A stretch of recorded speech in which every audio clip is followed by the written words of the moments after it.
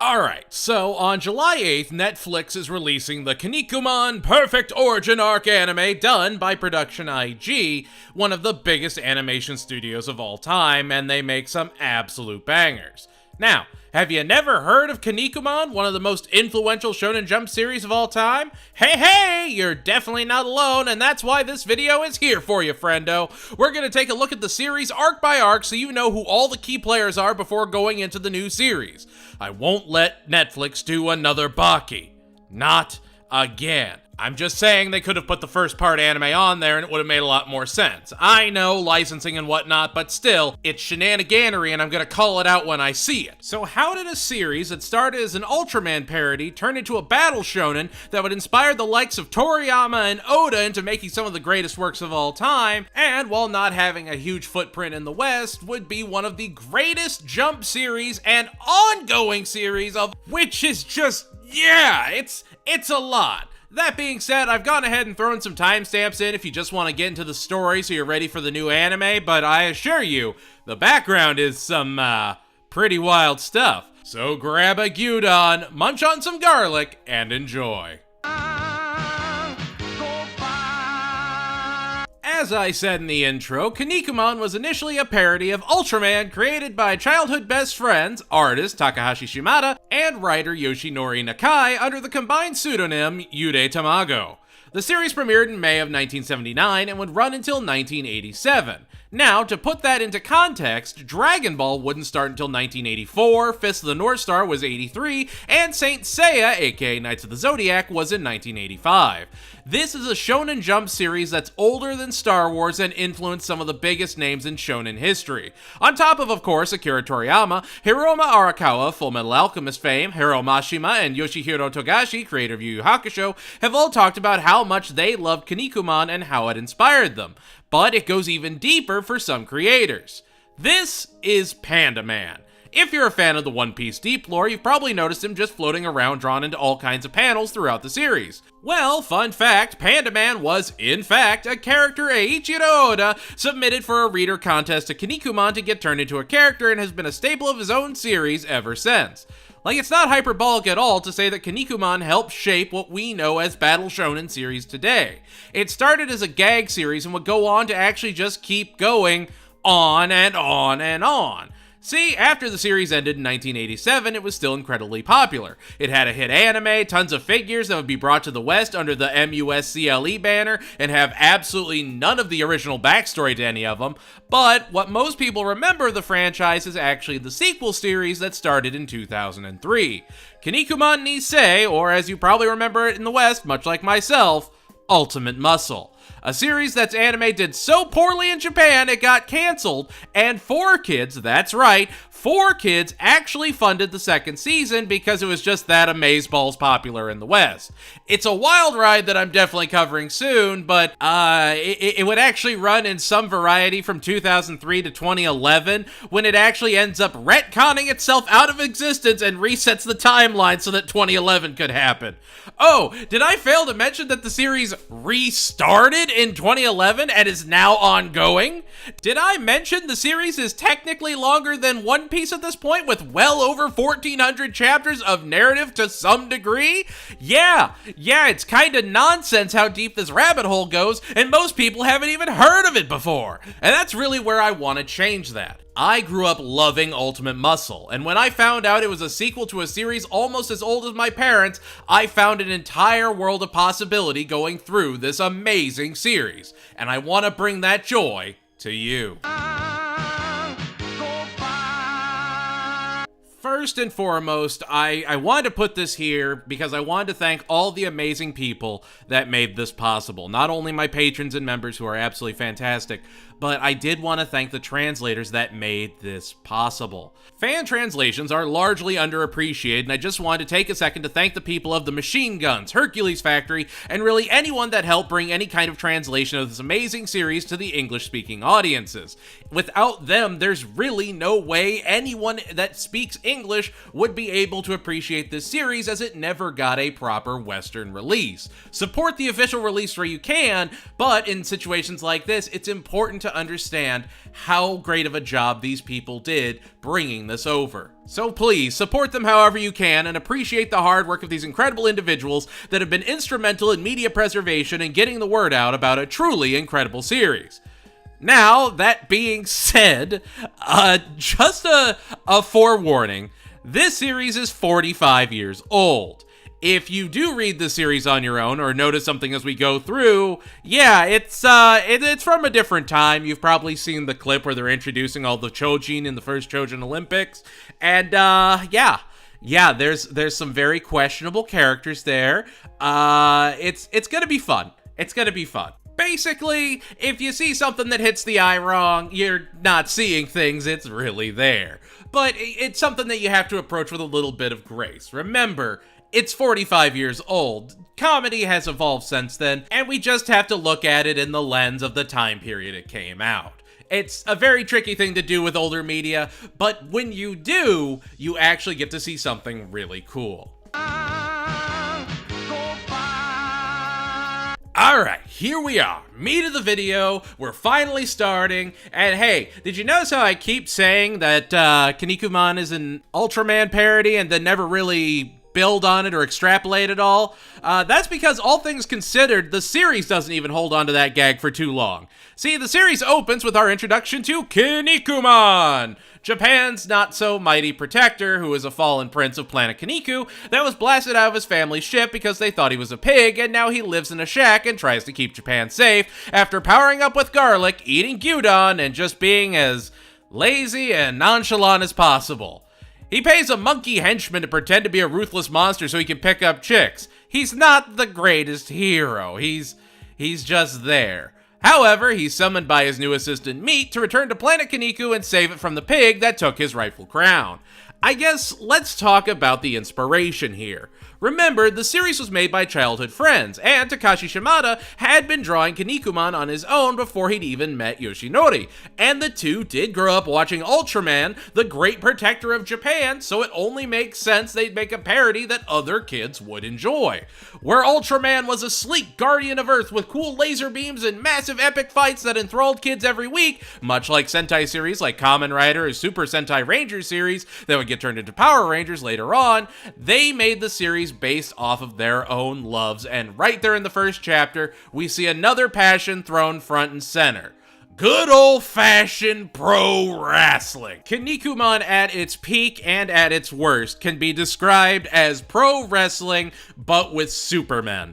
And that is perfectly fine. It never tries to reinvent the wheel with it. It is pro wrestling in all the best ways. Which honestly kinda goes hand in hand with the Ultraman ideas. So to make an opposite of Ultraman who's almost robotic, you have Kinnikuman literally translate to Muscle Man. The kanji on his head is Niku, aka meat, so he's literally a meathead. And he just runs around in a Speedo and a mask trying to help people with assorted kaiju of the week. Which we'll get more into in the next part, but it's actually really cool what they did with the kaiju idea. It's a neat touch. Kinnikuman, aka Prince Suguru, wrestles his pig doppelganger, his dad jumps in to take the belt, and order is restored with Suguru and Meat going back to Japan to keep it safe and find a way for Kinnikuman to rise up the hero ranks, which does include characters like Batman, Superman, Spider-Man, and other assorted heroes, though really in name only. We'd also get the inclusion of a few Godzilla and Toei kaiju, though again, it's absolutely never narratively important. And that kinda describes the first arc. Not horribly narratively important, but helps build out the characters as we know them. First, we get the introduction of Nikaido Mari, a local preschool teacher that everyone's favorite tiny second, Meat, gets a crush on, and actually fights to save the day for her, showing his desire to be a proper hero, just like Kinnikuman, who actually cheers him on and helps him where he can.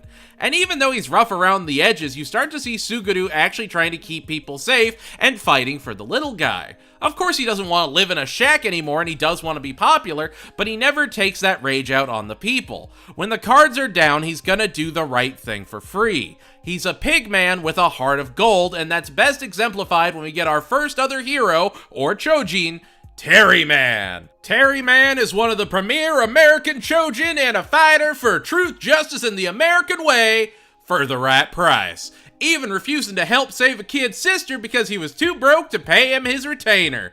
That's 7 chapters into the series, and I gotta say, it's arguably the most important chapter of the entire first arc. Not only do we have Terryman being assigned as Japan's resident Chojin over Suguru, but Suguru standing up to him to help a kid and do the right thing without asking for a single dime in return, and inspiring Terryman to be more noble on his own, and honestly has a total 180 as a character that actually feels earned. He actively tries to be a better hero because of Suguru, and there's just something really sweet about that. The two would go on to become best friends, and he'd start showing up throughout the rest of the series, even being one of the highest ranked characters of all time. We'd also get the inclusion of Natsuko, who would be Terryman's love interest, wife, and later mom to Terry the Kid in Ultimate Muscle. She's a journalist with a heart of gold and an eye for a story. She's really just Japanese Lois Lane, and that's fine. She'll show up a few times throughout the series, and it's always a nice touch when she pops up and helps with the story, unlike Mari, who just completely disappears until part 2. And finally, there's the inclusion of 2 characters that will show up enough times that I have to mention them. The first is Kinkotsuman, or Skullduggery, who's a play on flesh and bone, and a regular villain to Suguru. He and Rocky are basically the Team Rocket to Suguru's Ash, or Satoshi, whatever, who cares. They're never all that effective at stopping him, but they sure get to be annoying as the series continues. Now that being said, this is all just really 2 volumes of manga. By chapter 28, the entire series would start to change as we know it. To give you some context, at chapter 28, Naruto is using the Nine-Tailed Fox against Haku. Yeah, that's the bridge arc. Bleach had Ichigo dealing with Don Kanoji, and Captain Kuro was planning to take out Kaya in One Piece before even Usopp had joined the crew officially. It's wild how fast this series would adjust to being something completely different, and it's a sight to behold. I didn't talk about in the previous segment because I felt it would work better here. But throughout the series, kids would be able to send in their art, and if Yude Tamago liked it, they'd find a way to incorporate it into the series. Something you'd also see in later series like Toriko, Zatch, or Gash Bell, and Yu-Gi-Oh!, which serves 2 very important purposes. 1, you have these kids sending in their art, and if their character gets chosen, they're basically a local celebrity. They're showing everyone in their class their character that made it in, and that not only encourages other kids to send in their ideas, but it builds your viewer base and makes the series that much more popular. The second purpose is seeing what kids like. If you use the characters kids are sending in, it shows what they're actually into and want to see in the series. And while it started with kaiju in Kinnikuman, it would be reworked into being an assortment of international Chojin that fight to keep the world safe, including one of the most prolific writing characters of all time, Robin Mask, the undisputed champion of the Chojin Olympics and all-around pretentious dick. We stan Robin. You see, Japan has been excluded from the 20th Chojin Olympics due to the crippling defeat of Ultraman at Robin Mask's hands at the last Olympics. Suguru tries to fight for Japan to be included, and he and Robin Mask actually get into a giant-sized spar that inspires the chairman to let Suguru compete after he shows his resilience, even when Terryman tells him Robin was going easy on him. The chairman of the Chojin Commission, Harabote Muscle, is a weird pseudo-antagonist throughout the series who just never liked Suguru, and it's kinda easy to see why. He's proud of being from planet Kinniku, and Suguru is just a mockery of everything he wants them to represent. Though, when we get into Ultimate Muscle, he'll be reworked to be much more of a Vince McMahon type. And while this would be the first Chojin Olympics we'd see, they'd be based off the actual 1980s Olympics that most nations famously boycotted when it was held in the USSR. So there's no Russian representative this time around, which will absolutely matter later on. That being said, here's some of the more prominent participants. Here they come from China, Ramen Man! Ooh. Oh, here we go. Canada Man. Look at that. He's got a little maple leaf. That's neat. Sky Man from Mexico looking like a proper luchador. Bronken Man Sr. looking like a whole-ass German bad guy. Wait, what? Yeah, while short-lived, Brocken Man Sr. was a choice. But don't worry, his son comes in as a hero and is less, Nazi-ish. And then of course there's Krabase rounding it out. Get it? Because he has pincers. Man, it sure would be unfortunate for him if he ended up having to play rock, paper, scissors against someone that could throw rock. Anyway, the first preliminary is rock, paper, scissors, and Suguru beats Krabase by throwing rock. Ha. He goes a little crazy after losing and joins up with Skullduggery and Rocky, who begin to try and sabotage the games. They tickle Chojin during the kaiju lift and inadvertently help Kinnikuman advance. They try and sabotage the race to the moon and help Kinnikuman advance with an explosive. Noticing a pattern here? With all the interference, Harabote decides to settle the Olympics with a 10-man wrestling tournament, and this is when we'd really start to see the shift. Now, I'm no book-learned academic or nothing, but I think I might be able to pinpoint when the series decided to go in a wee bit of a different direction. Was it when Canada Man and Robin Mask had a little giant fight lifting stadiums and suplexing each other? No, that's largely on brand. Was it when Suguru won rock, paper, scissors that one time? No, that was also very on brand. Was it when Ramen Man gets Brocken Man Sr. in a camel clutch and proceeds to tear him clear in half and bathes in his blood? I mean, yeah, now that you say that, that's a pretty wild turn of events, huh? Yeah, Ramen Man being sold to the audience as the battle-crazed Chojin who just goes around ripping German bad guys in half like they're Go-Gurt tubes filled with fun definitely changes the tone of the series just a smidge. Is it bad? No, absolutely not, and one could argue totally necessary. Is it jarring? Oh, you better believe it. But, hey, here's my gazpacho of hot takes. The only good German bad guy is a dead German bad guy. So, Anyway, Terry Man has a totally normal wrestling match with Skyman and wins, and Suguru fights Curry Cook in a little joke fight. Oh, that's fun. Remember when Ramen Man tore that guy clear in half? Turns out, Suguru has to fight Ramen Man in the next round and proceeds to crap himself while fighting him in a ring covered in ice. He wins by basically subconsciously honing a hidden wrestling prowess, and as everyone is celebrating, oh yeah, Skullduggery tries to shoot him and Terry Man takes the shot instead. Now you're thinking, oh, like with a laser or something. Nope, whole ass gun. Terry Man is bleeding out and trying to keep it under wraps, even knocking Natsuko out so she can't rat on him so he can fight Robin Mask, and hopefully make sure Suguru doesn't have to fight him and can just win by default. Man starts using every underhanded trick in the book, even whipping out brass knuckles like Brocken Man Sr., and just fighting as dirty as he can to end the fight before Robin Mask properly beats him down. Man's willing to be shamed eternally and called a coward just so he can try and keep his friends safe. It really speaks to Terry Man's character and adds that much more drama to Suguru facing off against Robin Mask in the finals. He has to actually have proper motivation now. He can't use some gimmick to beat him, and Robin Mask is determined to make this the biggest fight of either of their careers. So they add a new rule. The loser of the match will be banned from their home country. Terry Man and Ramen Man fight before the finals, and something very important happens.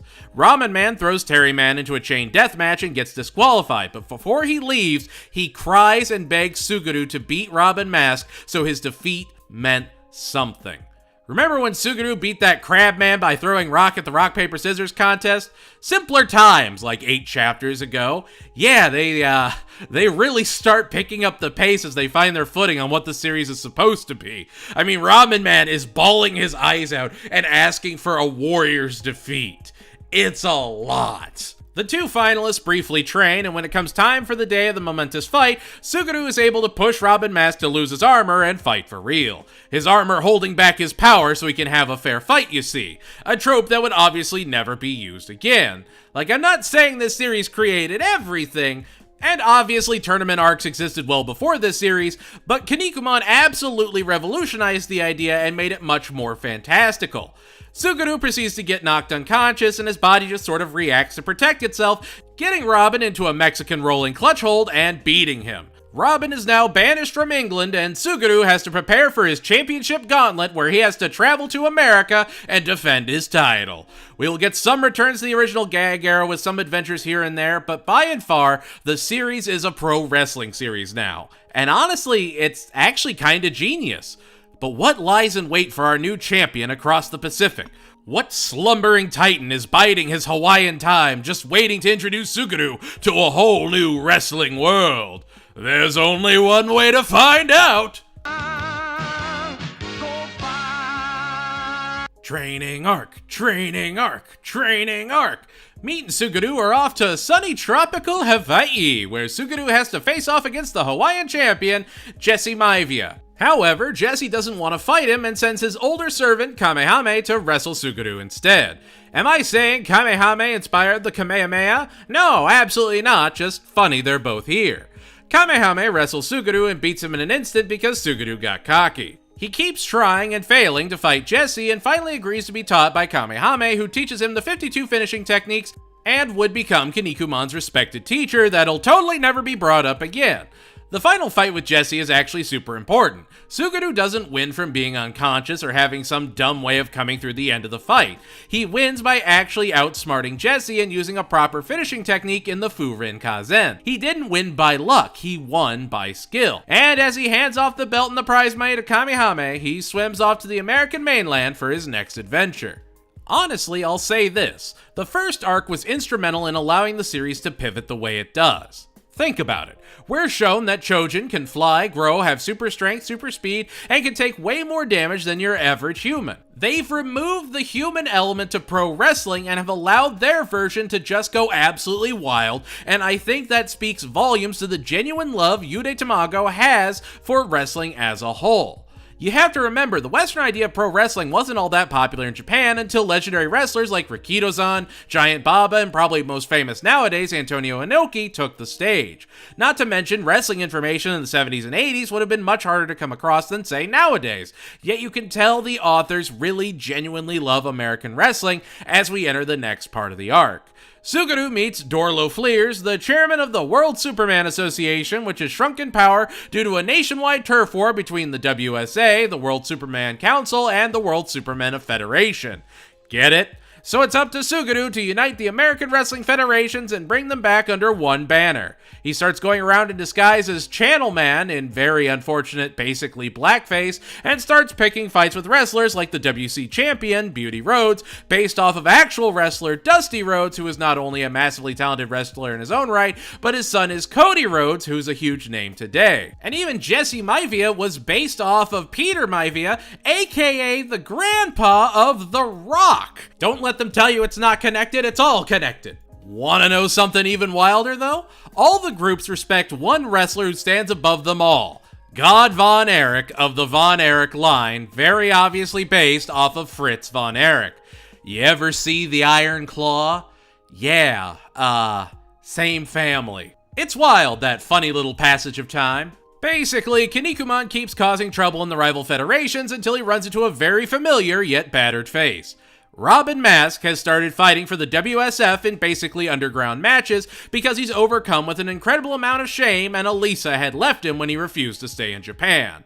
In a rage, he challenges Kinnikuman to a revenge match in a ring suspended above the Grand Canyon, and wouldn't you know it, Skullduggery and Rocky are brought in to help Skull Bozu. While Robin and Suguru are fighting in the Grand Canyon, Skullduggery crashes a plane atop them, and Robin pushes Suguru out of the way to save him before falling with the ring to his assumed demise. But there's no time to grieve. See, as the different groups reach a fever pitch in their feud, God Von Erich steps in and tells them to decide it with wrestling, so each federation creates a tag team to fight for their right to rule. Skullduggery and Rocky entering as a fourth faction to represent the monsters. Really glad we don't get too much more of them after this. However, Suguru needs a teammate, and he only has one American hero in mind. Terry Man! Terry Man has actually lost his leg after being shot by Skullduggery, and a doctor made him an artificial leg he's afraid of using to wrestle as he doesn't know how it'll handle. However, he knows he can't avoid his calling and becomes the smarter half of the iconic tag team, the Machine Guns. There is a filler story that would come out later on that establishes everything, but honestly, I'm not going to talk about it. It's there if you want to read it. I'm genuinely fine with Terry Man just coming to help his bro. Terry Man and Suguru fight their way through the round-robin tournament, and Terry Man not only gets his confidence back, but even becomes an inspiration for a little kid who dreams of being able to walk without a wheelchair. And sure enough, thanks to the two's noble spirits and wrestling prowess, they're able to unite all the factions under the new World Superman Alliance. The arc ends with Suguru resting before his next match and hearing that Japan is under attack with no Chojin there to defend it. Or Chojin, I'm gonna keep switching them, it doesn't matter. He's told that if he goes to save the country and doesn't make it back in time, he'll forfeit his championship belt and all the fortune and fame that comes with it. And so, Suguru goes to save Japan and fails to make it back in time, losing the belt. He's upset, sure, but he understands that what he did is the right thing to do. And honestly, it just goes to show this arc was making Suguru the main character of basically a brand new series. Again, he doesn't win just from ass-pull luck anymore. He had a training arc. He learned 52 whole moves that we won't see anywhere close to all of, and he and Terry Man not only solidified their friendship, but found their footing as a tag team that will absolutely come up later. The American wrestlers as a whole don't really matter going forward, and you really only see them in passing here and there. But the arc did help rehab Robin Mask and even show him as a battle technician that may have lost his way, sure, but the heart of a Justice Chojin never truly darkens, as we saw when Suguru was saved from the plane. And like we all know, he's not actually dead. We wouldn't get Kevin Mask if he was, which will only be funnier the longer this goes on.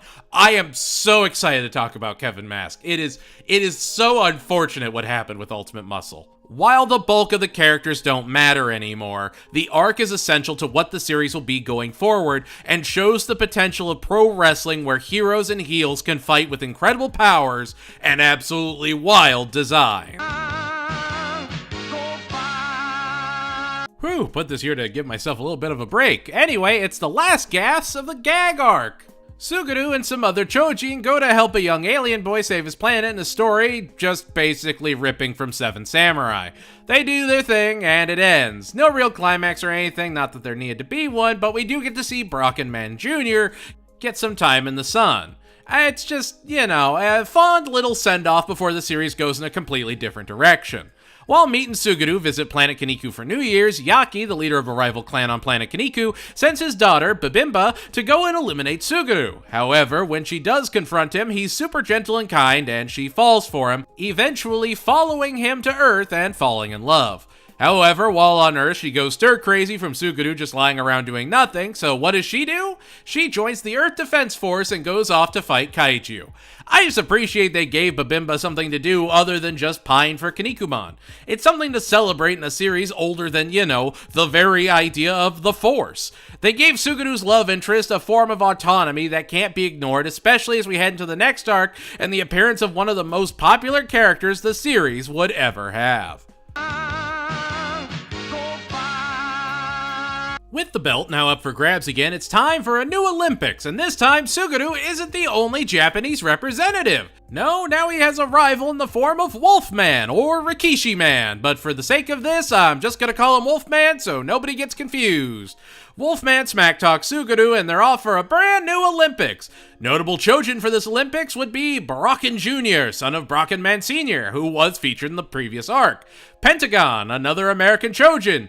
Benki Man, a living toilet. And the Absolute Terror, the mechanized menace from the frigid USSR. What is a man? Equipped with his bear claw fist and ruthless second in the form of the bushy-haired Barracuda. He's a cold, heartless wrestling monster. Anyway, it's time to start the prelims. Yay! First round, there's a sieve to filter out lesser Chojin, and sure enough, Suguru's head gets stuck, so he cheeses his way to victory. The second event is, not gonna lie, pretty messed up, and I'm gonna be upset about it. So, the Chojin have to push a bullet train or Shinkansen, and whoever gets the furthest wins. Well, Terry Man's turn comes up. He cranks that I am a real American to a Spinal Tap 11, praises God, Mama, and his beautiful country as the revving of 20 F-150s rings out from where his heart should be, and he sends that train a-flying. Well, lo and behold, a child and small dog have ended up on the tracks. So what does this heroic hero that does heroisms do? He goes to stop his own train and save the kid and gets disqualified for doing the right thing. Man hates that it happened, but man oh manity, I hate that it happened more. Talk about a full circle moment ruined by red tape. Oh yeah, and there's a, roller race or something, I don't care. Wolfman and Kinnikuman have a sort of team up because of it, it doesn't matter. Nothing matters without that patriot around. Man can't get a win anymore.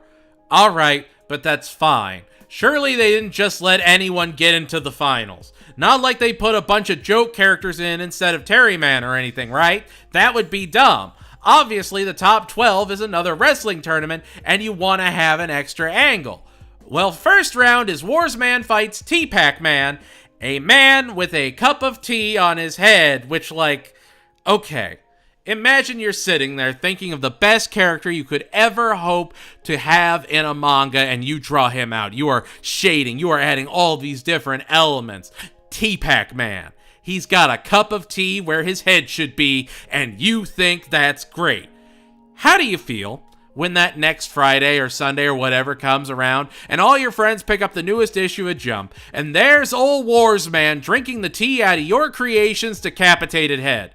Are you proud he lost to a popular character, or just absolutely and utterly gutted? Things that keep you up at night, you know? Anyway, yeah, Ramen Man v. Brocken Sr. isn't an outlier anymore, and they're going full-on brutalizer here. Brocken fights Watchman, because these aren't joke characters, you see. Oh, and then Mind Puzzle Man and Cube Man, based off of a Rubik's Cube, enter the ring and have a little puzzle off. Really? Neither of those could have been Terry Man? He was a semi-finalist last time, just saying. Oh, and Suguru is up against King Cobra the Candleman, and then Benki Man, a living Incan toilet. Warsman brutalizes Pentagon, but don't worry, he'll survive to be part of one of the coolest and most short-lived tag teams of all time, and Brocken Jr. tries to get revenge on Ramen Man for unaliving his dad. Look, much like Von Stroheim in JoJo's Bizarre Adventure, you just kinda have to ignore these elements. He's really just a German bad guy in fashion only. And over time, they do dial down the SS getup for Brocken Jr. I mean, his dad was goose-stepping and throwing that hand up something fierce, and old Junior's hand gets just a little lower each time. Again, the series is 40 years old. It's gonna have some very odd references, and very unfortunate ones. That being said, Brocken Man Jr. becomes much more akin to like a ninja than anything else, and starts using flashy footwork as he becomes a Justice Chojin. He has an identity outside of his nationality, which is vital for a character like that. Anyway, Ramen Man does proceed to beat Brocken Jr. and tells him he's just too young to be fighting him. The A block is actually full of some pretty gripping drama. And then the B block happens, where Wolfman slaps all of Cube Man's squares so they're blistered and bruised for reasons, and Suguru fights a toilet that he beats by jamming his underwear into the drain and flushing. It's really the end of the gag fights, but man, they go out with a whelming whimper. In the semifinals, Warsman and Ramen Man fight in a cage coffin deathmatch, and Warsman shows that a bear claw can be just as deadly as it is delicious, and straight up stab punches Ramen Man in the head, throwing him into a full-on coma, unlike those partial comas everyone is raving about. And with Ramen Man bleeding and drooling on himself, and Kinnikuman fighting Wolfman in a sumo ring where he miraculously flips and manages to beat Wolfman by ring out, we're off to the finals. And look at that, it's Warsman and Kinnikuman facing off. Bibimba throughout the arc has been seeing that Warsman isn't a total mindless monster, but that Barracuda, his trainer, has been manipulating him. Turns out Barracuda is none other than Robin Mask in a wig. Again, can you be mad at it though? I will give the series credit. Not once does it ever overcomplicate itself. It never tries to do anything too complex and get lost in the sauce.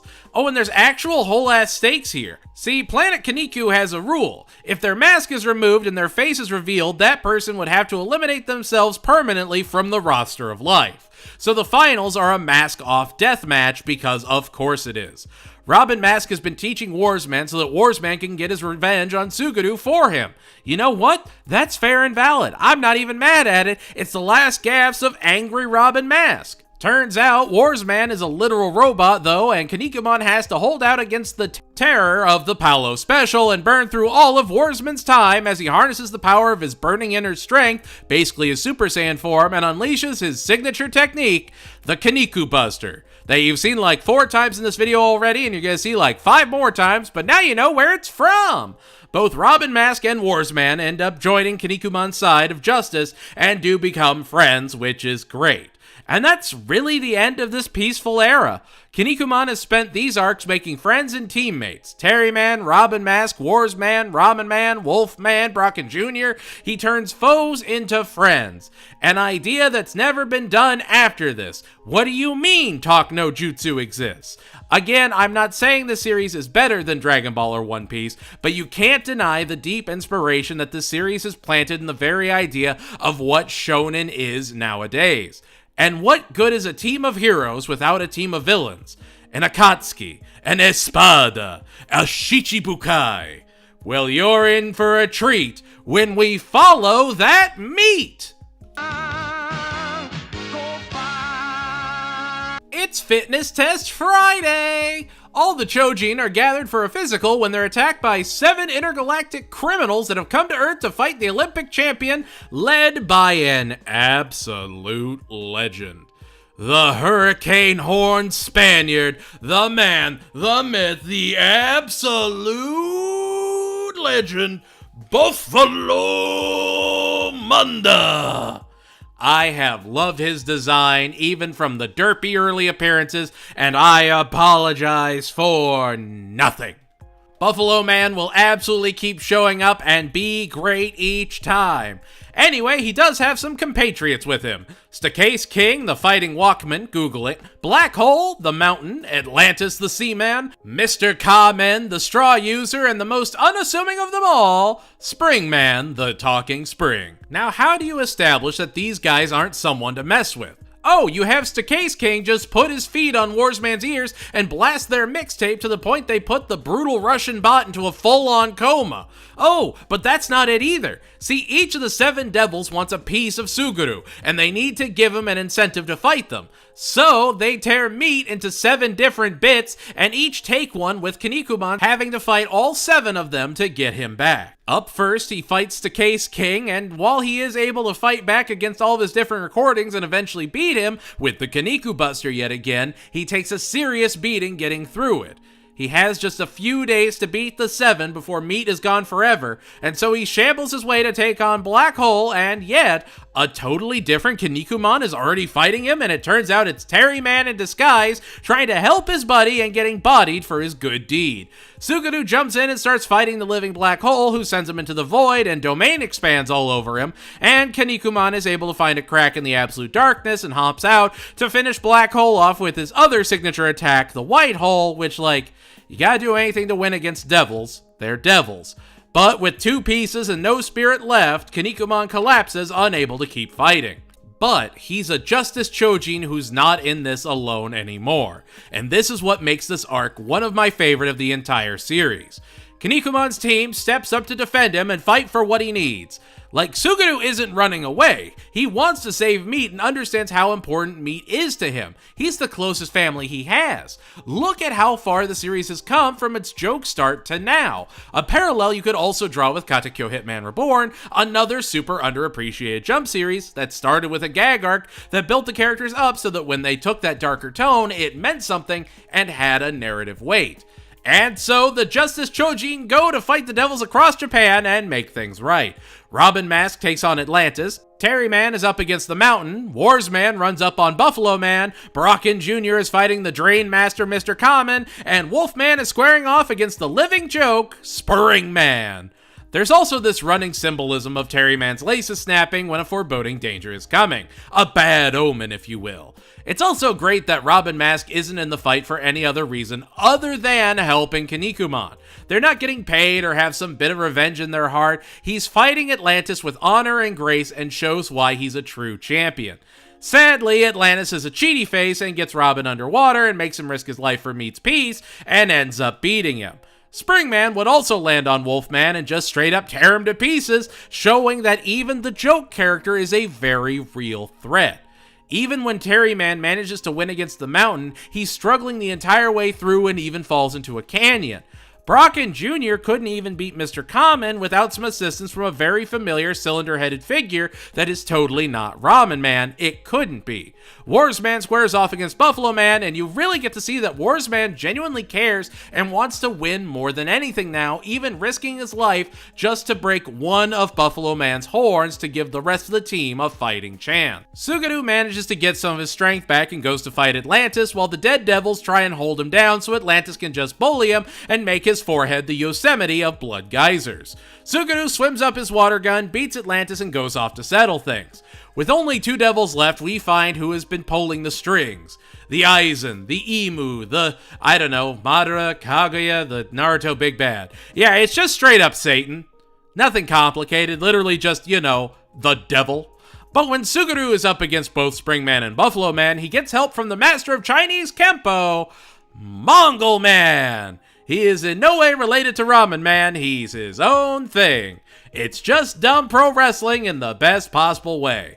Like, that's all the series is going forward. Big dumb wrestling matches with absurd rules, and here the totally unknown and mysterious Mongol Man is involving himself to fight Springman and even things up in the timed shock death match. They have to race against time before Meat's 2 last pieces get zapped. I'm gonna be honest here, gang, I kinda love Springman. And spoilers, all of these characters do come back for the new anime. That's why this is probably the most important arc to pay attention to. Otherwise, you're not gonna have any idea what the hell the mountain is. But the tag team of Springman and Buffalo Man is just so dumb and yet so effective in the best way.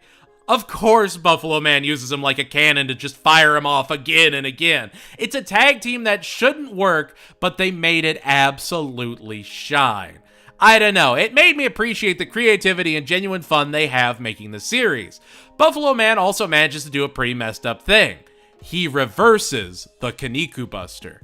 He takes Suguru's signature attack and turns it back on him by turning the 6 into a 9. It's just wild that the main character's signature attack is beaten literally in the next arc and he has to adapt. We also learned that Buffalo Man made a deal with the devil to gain his famed 10 million Chojin power, and in a moment of desperation, Suguru harnesses his burning inner strength and unleashes the improvised Neo Kinniku Buster, where he just spins him up into the ceiling, and you know what? We take those. He didn't win by luck. He didn't win because Buffalo Man tripped or something. He improvised on his ultimate technique to find a way to save his second, his friend, his absolute buddy, his good time pal, Meat.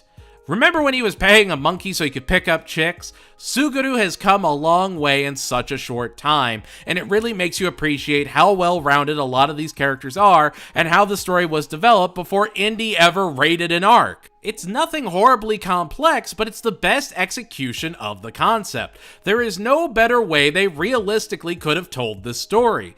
Any critiques are from a lens of having experienced the evolution of Jump all the way to the modern day. But the next arc kicks these ideas into overdrive and ups the Talk No Jutsu power to a whole new level. The Chojin are doing a fan meet! Gee, I wonder what horrible cataclysm is going to happen today. I will admit I do love that they don't find a way to weave the story in. They just cut to the next scene and go, and everybody fight. Sure enough, there are 2 legendary masks on planet Kinniku, the Gold Mask of War and the Silver Mask of Peace, the heads of 2 wrestling gods that beheaded each other. However, the gold mask is stolen. Huh? What? Oh no! And the Chojin start to lose their power and get thrown in special capsules to keep them safe as 6 menacing gold mask terrors appear. It's the 6 Devil Knights. Forget those 7 Devil Chojin. Those were the pawns. These are the knights. And so Suguru, with the silver mask in hand, has to fight each of the Devil Knights and find a way to save his friends. Up first is Sneegator and his menacing power of combining reptiles and comfortable foot sportswear. Again, the joke characters get less and less jokey and more menacing. Why no, I wasn't expecting a T-Rex foot bursting out of a sneaker, and you know what? I loved every bit of it. He's such a memorable character, they even brought his family back in Ultimate Muscle with Pumpinator, but that's a tale for another video. Suguru takes out Sneegator and collapses, taking his last breath. Wolfman asks Geronimo to help him cut his top knot, and he carves out his life orb and sacrifices his life for Kinnikuman's so that he can keep fighting. It's also shown that Geronimo, a new Chojin that we hadn't seen before, for some reason is totally okay while all the other Justice Chojin are struggling, but that's obviously not foreshadowing. Suguru runs off rejuvenated and faces off against the cosmic terror of Planet Man. Planet Man summons the power of Nibiru, the Phantom Planet, as well as the faces of all of Kinnikuman's friends to keep him safe, knowing Suguru couldn't hurt those he cared about. They fight dirty, and Warsman, being an absolute Giga Robo-Chad, tells Suguru to punch through him and put Planet Man down proper. And with Planet Man destroyed, Warsman unconscious, and the rest of the mass flying into Warsman, it's time for one of the greatest fights of all time. Robin Mask, Geronimo, Terryman, Kinnikuman, and Brocken Man Jr. journey into the center of Warsman to fight the remaining 5 Devil Knights in a 5-tier wrestling match. It's so dumb in all the best ways. Up first at the bottom is Robin Mask versus Junkman, and Junkman is definitely a look, but I don't know, the more I see him, the more he grows on me. We get to see Robin actually put in the work and show why he's the battle tactician. He doesn't have to focus on anything other than the weird mash hands marvel in front of him. He slips out of his armor and beats Junkman like an absolute pro. The next one is the start of a dumb trend that I'm just not huge on, but we deal with it. It's Brocken Man Jr. versus the evil Devil Knight Ninja, who's, a ninja. It's a battle of the ninjutsu. It's just a bunch of techniques and hopping around that just banks on twists on twists on twists. Sure enough, by the end of it, Brocken Man Jr. somehow clenches another win and another fake mask. Again, it's not a bad fight by any means. It's more it opens the door to dumber things that, like, we're already inside Warsman. How much more can you jump the shark? But you'll see. Next up is Terryman versus the overnight sensation Ashura Man and his 6 arms taken from the now dead former Devil Chojin. Hope you didn't like any of them. They definitely won't be back, even though I already spoiled that they will, so don't worry. Terryman squares off against Ashura Man, who starts whipping out tornadoes and nonsense and even steals Terryman's arms from him. But he gets some Buffalo Man pythons to slam Ashura Man onto Warsman's stopped heart to get it beating again and ends the fight in a draw. If Ashura Man wasn't a real threat, it'd feel malicious, but this was a real and proper fight for Terryman, pushing him to his absolute limit. I'm really not trying to give play-by-plays here. I do encourage everyone to pursue the series in their own ways, but a lot of these can be summed up with, and they fight. So that's largely what I'm gonna do. Because it's a lot of back and forth that largely doesn't matter, and who's padding? You're padding. There's just things that we enjoy, things we appreciate about the series. And I love this arc, it's just some fights go on just 1 or 2 chapters too long, which will become a prolonged problem. See, we pad for a lot of reasons. This is already going to be like an 1.5 to 2 hour long video, I'm sure, but I wanted to pad because for some dumb reason, this next fight is easily in my top 5 fights of all time. And I don't mean in Kinnikuman, I mean in general. I mean, it's up there with like Takamura versus Hawk. It is formative in my eyes. Much like this series, you read Kinnikuman and a lot of things will start making sense for you, I guarantee it. But this fight? It's dumb. I fully acknowledge it's dumb, but it just hit different for me. Geronimo is squaring off against one of the greatest characters of all time, Sunshine. He's just a big yellow man made of sand, and that's all he needs to be. Geronimo is throwing axes, he's tossing this Sundance giant, and he's starting to hit his limits when Terryman realizes Geronimo isn't a Chojin. He's a soft, fleshy human. I don't know, I love that twist. I love that they established that the Chojin have these powers, and sure enough, there he is just giving his all to fight for what's right. Man is burning himself out to realize a dream that most would tell him is impossible. But after yanking Sunshine's key and blasting one hell of a war cry, he's actually able to turn the Sandman to dust. It's a literal David and Goliath story, and it's dumb and great in the best possible way. He didn't have powers, he just wanted to do something more. The worst part? That's all the gold masks. And spoilers, they're all fakes! Aha! And so, at the top of the battle tower, we're given the true big bad of the fallen knights and the revived Ashura Man, the menacing, ultra-flexible god king of devils, Akuma Shogun! He effortlessly takes out Geronimo, who can't be revived since he's human, and yeah, no, just talk about an imposing presence right from the get-go and making him a threat right out the gate. Just, man, I love everything about Akuma Shogun's design. I think he's great. The gang escape Warsman, and Suguru has to run the gauntlet fighting Ashura Man, and then the big bad himself.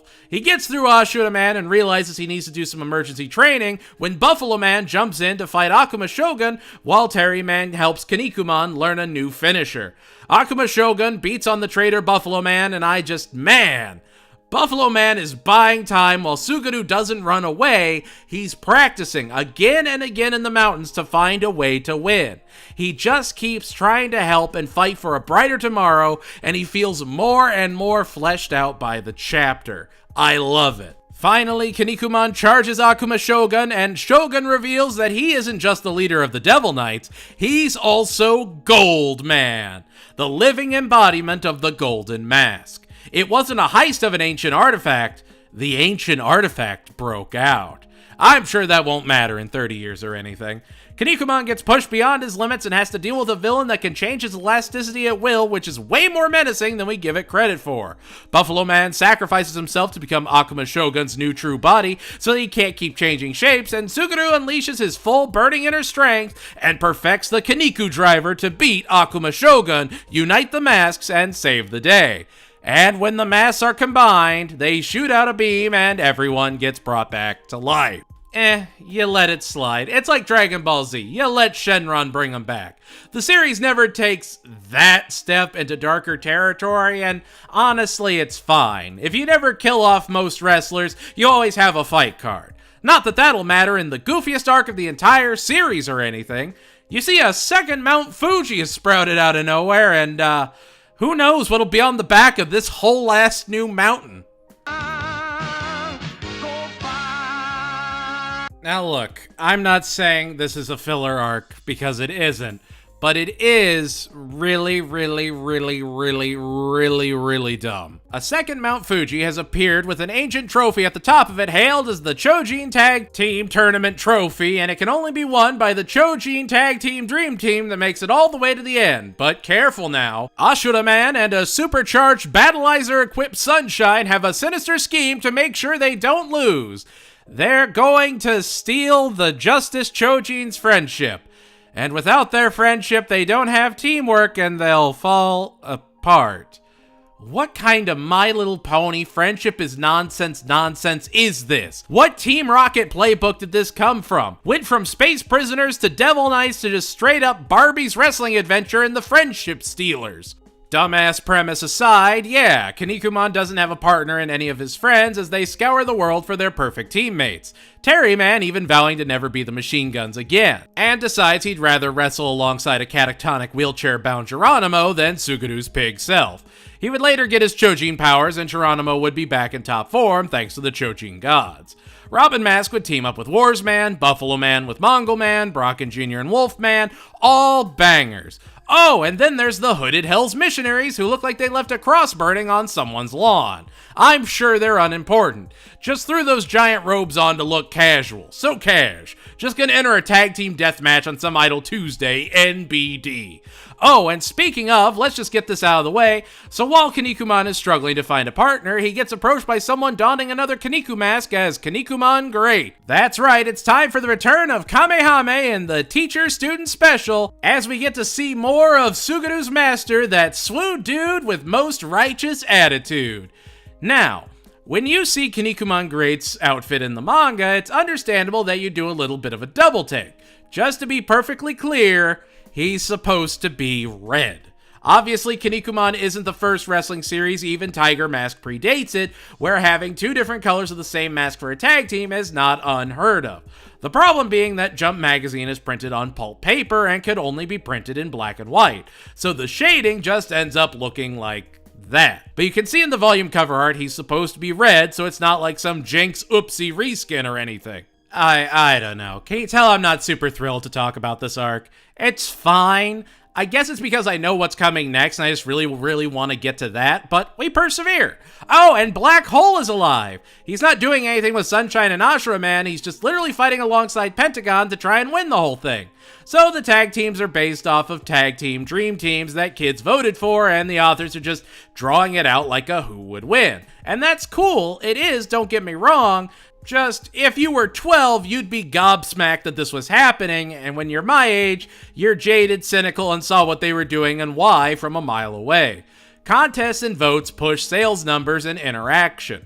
Get those views. Like, it's not inherently predatory either. The kids are getting dream matchups. Now, I don't know what fans of Wolfman and Brocken Jr. were feeling when they are just straight up bodied by a living screw and a talking kendama, but yeah. Before Wolfman and Brocken Jr. can fight Buffalo Man and Mongol Man, they're attacked by the perfect Chojin, Screw Kid and Kenda Man, who take them out to replace them in the tournament and the fight, revealing that the perfect Chojin have arrived and want to take out the inferior Justice Chojin. Which, there's the hook for the older readers to pay attention. And it really just comes down to, can you be mad at the guy that invented the Big Mac? These elements may be formulaic now, but it's formulaic now because it worked back then. Remember, Kinnikuman did really well till it didn't. But also, a major problem is showing up. The series is gonna start getting kinda bloated. But Mongol Man and Buffalo Man put down the perfect Chojin, who then backed into a corner, pulls some glass like knives, and gets stopped by the Hell's Missionaries, who are actually the perfect Chojin leaders, Neptune Man and Big the Budo in disguise. I love that the hooded villains are characters we've never seen before, but yeah, put them in a lineup and I'm gonna find the villains, don't you worry. You got totally just Hulk Hogan in a mask and Grimace in a gi. Fun fact, he's actually in a bogu, that's what that's called. So he's Budo in a bogu. Yeah, Neptune Man used to be a Justice Chojin named Quarrel Man, who gave up against Robin Mask because Robin wasn't a threat to him and just wasn't lighting his fire. He didn't have the pepper. Robin and Warsman fight Neptune Man and Big the Budo, who vow to steal all the masks of all the Chojin in attendance, and Sunshine has never looked happier. He doesn't have a mask, you see. Robin and Warsman get crushed and lose their masks as these new perfect terrors continue their dominant reign. Neptune Man, I can't emphasize this enough, is just Hulk Hogan. I know he'd want you to think he was the inspiration for Terry Man too, because that's just who he is, but Terry Man is actually based off Terry Funk, fun fact, a very early American wrestling star. Can you tell I don't want to talk about this arc? There's a lot of very fascinating things about this series that are way more fascinating than the second to last arc. I will say it's better to read, and it just kind of helps, but these fights are just entirely too long and too back and forth. Spoilers, the finals features a sword board deathmatch where the ring is surrounded by boards with swords sticking straight out of them because yeah, sure, I don't care anymore, who would? So while Terry Man and Geronimo are fighting Ashura Man and Sunshine, they're getting battered, and Sunshine is ready to get revenge on Geronimo when Kinnikuman Great involves himself and gets crushed and run through Sunshine's evil roller of doom, spitting him out and leaving him for dead. Taken to the infirmary by Terry Man, Kamehame tells him what he must do. As he takes his last breaths, Terry Man dons the Kinnikuman Great mask, and I'm so glad this is true. Terry Man trains with the ghost of Kamehame in a frickin' montage, which is the most 80s thing I've ever seen. I mean, my God. So Suguru and the new phony Kinnikuman Great go up against Ashura Man and Sunshine and put up a good fight, and their friendship starts to recover, and it's so dumb, you guys. They have little dolls in a box, and if they turn towards each other and hold hands, it means they're getting along. Which again, for a kid's show, that's fine, but it's literally a guy that crushes people to death with his pasta press attachment and a man that collects arms for a living. Give him something a little darker. Oh, and fun fact, Ashura Man is the Prince of Hell.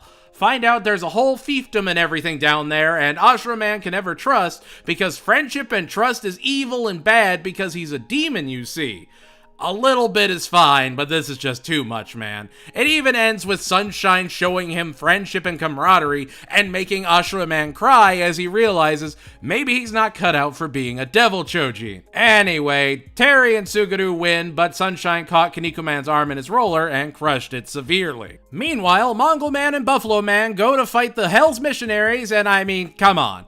You really think we're getting Mongol Man and Buffalo Man in the finals? You really think that? Have you learned nothing? Yes, of course they lose. We also find out that Neptune Man and Big the Budo harness magnetic power from, obviously, a keyhole in the earth, which I swear Oda made Kid a reference to because of the key scene later in this arc. I have no evidence to prove that I'm right, just a gut feeling. It's oddly specific. Anyway, get ready. We find out that Mongol Man is... Are you prepared? I'm not sure you can handle this. You should probably sit down.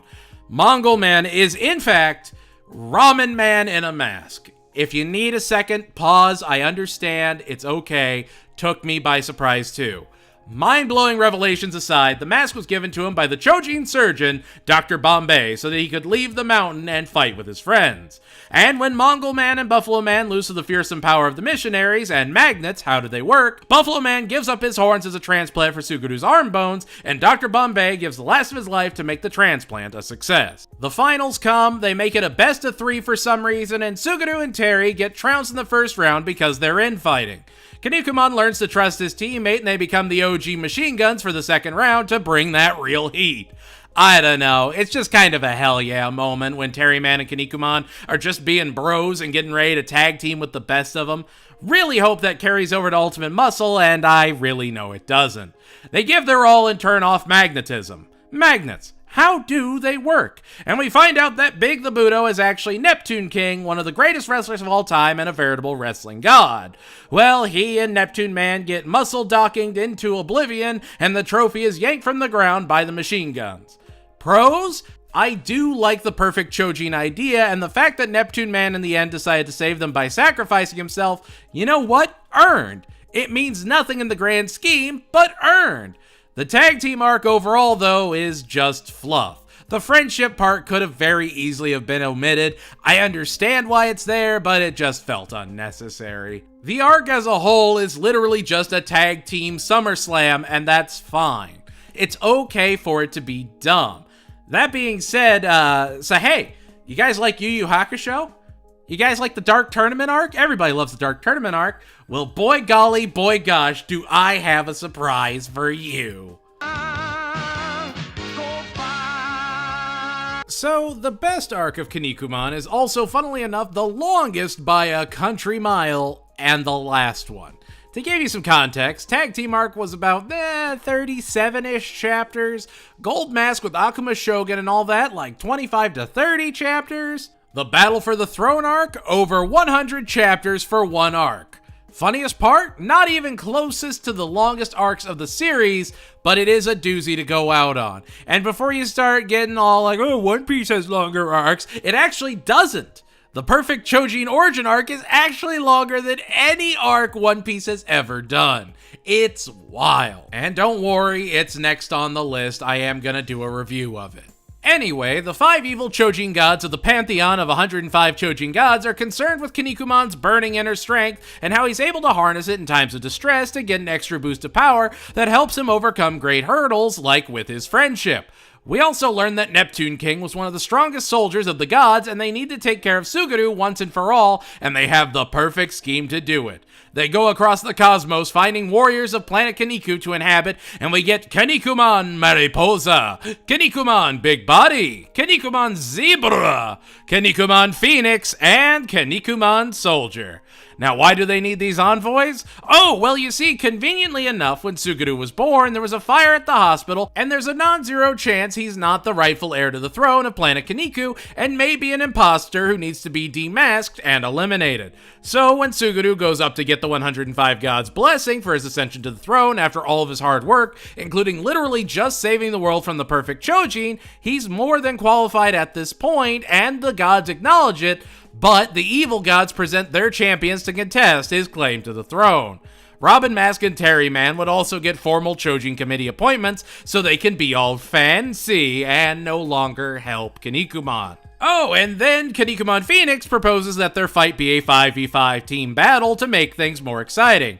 Teams gathering to have 5v5 fights where the teams are backed by evil forces other than the hero group, with one group seeming to be overwhelmingly stronger than the other teams. It's literally just the Dark Tournament before the Dark Tournament, and it's kinda glorious.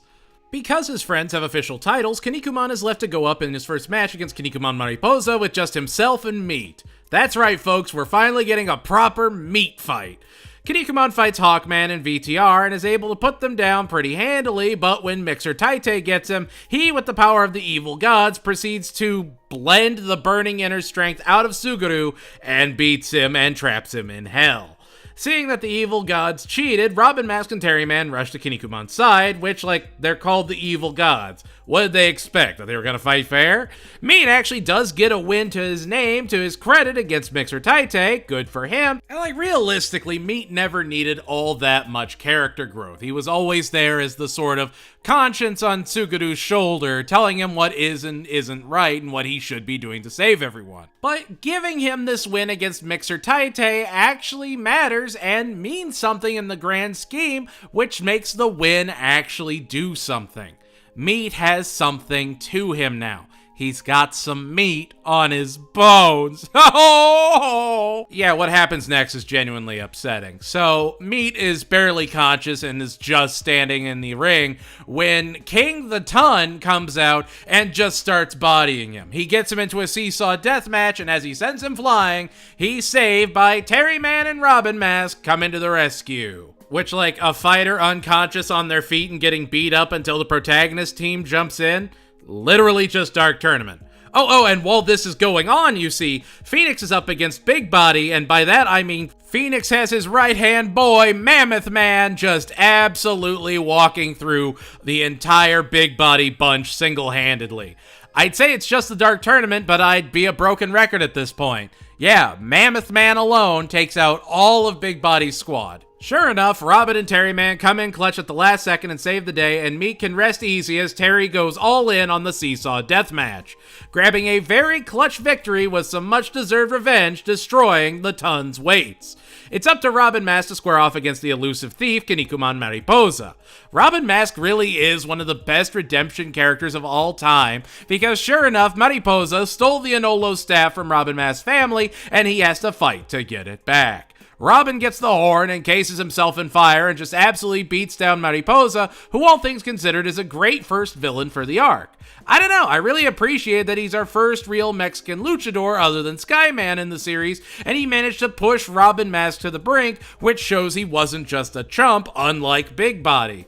Big Body just never stood a chance, my god. Anyway, it's off to the next round! Yay! Again, these are 5v5s. I can give the broad strokes of these fights and save easily 20 to 25 chapters. They're great fights, don't get me wrong, but sometimes the back and forth is just too much.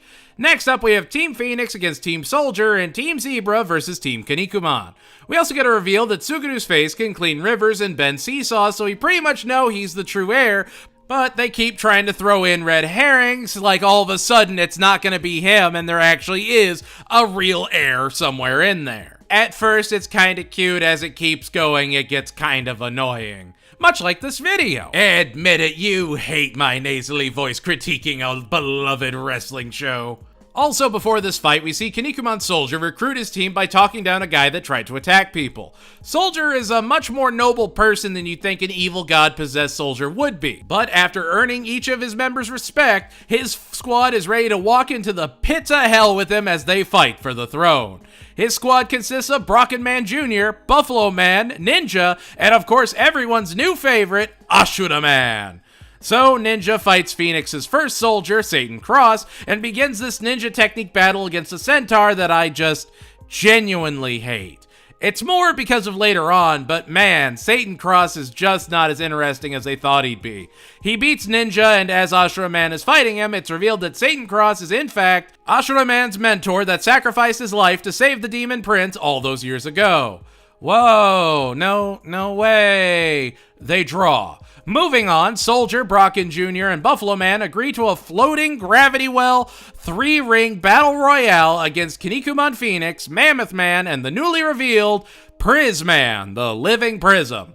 Like, yeah, obviously Team Soldier loses, but we do learn that Kinnikuman Soldier is actually Ataru, Sugaru's previously undisclosed older brother and black sheep of the Kinniku family, who took out the original evil Kinnikuman Soldier to sneak in and take the evil gods out like a ninja. Lasted literally one fight. And I don't mean like one match, I mean one fight. He fought once. One time. Uno. Just saying, it's kinda anticlimactic. Granted, how do you give him more than one fight, really? Just feels bad he's on the same win-loss rate as Big Body when he actually tried, you know? Meanwhile, Team Kinnikuman is up against Kinnikuman Zebra and the menace of his squad. Everyone's still recovering, so Meat has to fight Manriki the Clamp Man. And meanwhile, in Chojin Hell, we see Warsman still chained up after helping Sugaru escape hell in his fight with Mixer Taite, and Dr. Bombay gives him a chance to go back to the land of the living. He does a super magic whatever surgery, and sure enough, Warsman is spinning his bear claw all the way to the castle to unleash his fury on Manriki. Not gonna lie, I really don't hate the zebra fight, because after that, Terry Man is up against Motor Man and gets a static shock to his system, but is saved by the enemy team's Bike Man, because it's actually Ramen Man in disguise after tying up the real Bike Man so he could sneak in and sabotage everything. He did what Ataru was trying to do, but objectively better. I don't know, makes Ramen Man even better in my eyes. No wonder he got a spin-off. Anyway, the real Bike Man is less than pleased. He's got an impersonator and naturally challenges Ramen Man to a hanging murder ball cage deathmatch. He's zooming around and beating Ramen Man as this evil motorcycle thing, and sure enough, he's able to Kowloon drop Bike Man into the next century. However, as the next fight against Parthenon starts up, Kinnikuman knows Ramen Man can't fight and interjects himself to keep Ramen Man safe and making him lose. Zebra proposes that the last two fight as a tag team, and so for the first time ever, Robin and Kinnikuman have to team up, and they honestly work really well together. Obviously not as good as Terry and Sugaru, but still impressive enough. They're not bickering or anything. Didn't realize how much I'd missed such a simple idea. Parthenon hits Zebra with shadow power and turns his white stripes into black ones and awakens his evil devil mode. Look, I like Zebra's team, but Zebra's idea as a concept is just so dumb. He had a pet zebra that he surfed right into a wall and crushed. Every time I see its long-ass eyelashes, I just laugh at the absurdity, like, come on, man, come on, it's a zebra. It's dumb and I'm not gonna stop saying it is. Sure enough, Kinnikuman shows Zebra the error in his ways and that his pet zebra could have stopped him by bucking him if he actually wanted to, but the zebra knew how much he needed the money. Like, what? I get they're trying to add this extra tragedy to each of the champions, but it's just a little too late, and that's honestly fine. Let them just stay evil. But with Zebra defeated, sure enough, to the surprise of no one, it's Kinnikuman v Phoenix in the finals. Whoa, no way. Admittedly, for the most part, I think the final fight is actually the weakest of the whole arc. Oh, and Phoenix appreciates how strong Babamba is and wants to make her his bride out of nowhere. Which, like, aw, that's really weird and creepy. Yay! Oh, and Phoenix is totally convinced he's the rightful heir to the throne. No one can challenge that. Of course he does. That's what you do. Anyway, the finals can't be normal, so Team Phoenix builds a maze that Team Kinniku has to navigate through to get to the fighting ring, and the first match is Sugaru versus Satan Cross, and it's just the worst fight of the entire series. There is not another fight that I hate more. Give me 10,000 readings of the Kinnikuman wins against Krabase and rock, paper, scissors by throwing rock over having to read this fight one more time. Satan Cross has a special ring board set up where they each have 12 different pieces of armor that can be equipped to their bodies to give them a defensive suit that shuts down their opponent's techniques. It's just an excuse to get Kinnikuman in battle armor. That's the whole fight.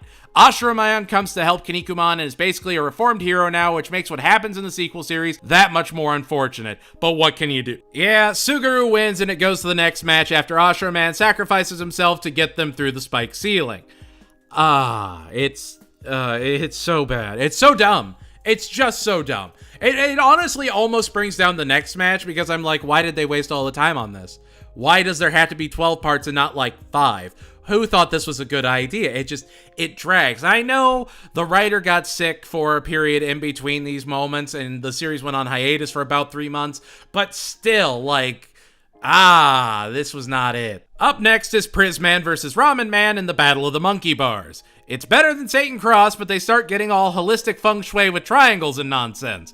Ramen Man smashes Prisman deservedly, but gets beaten up something royal as he comes cascading down and is out of the fight. However, in their time of crunch, Team Kinniku gets a hand from the returning great Geronimo, who's ready to run it back against the final newly revealed member of Team Phoenix, Omega Man Dexia, a perfect Chojin bounty hunter that's teamed up with Phoenix as a way to hunt down Neptune Man that he swears is alive. Because he is, and he goes by Samurai now.